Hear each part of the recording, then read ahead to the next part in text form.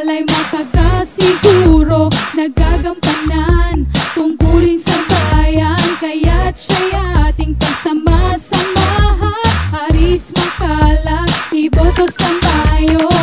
Aris Macala ang kailangan, ang boses natin sa konseho. Kaya't Lipenyo, siya'y ating iboto. Sa Ox na Ox, mga boto ninyo.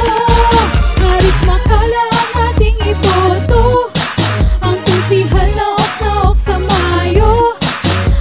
Wala na nga iba, kay Aris talaga. Ibotong konsihal, ibotong konsihal. Aris Macala ang ating iboto, ang konsihal na Ox sa Mayo.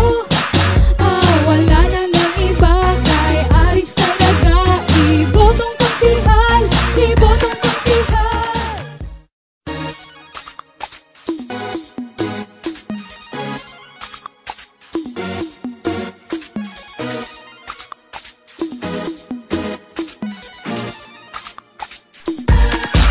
Aris Macala ang ating iboto, ang konsihal na Ox sa Mayo. Wala na ngang iba, kay Aris talaga. Ibotong konsihal, ibotong konsihal.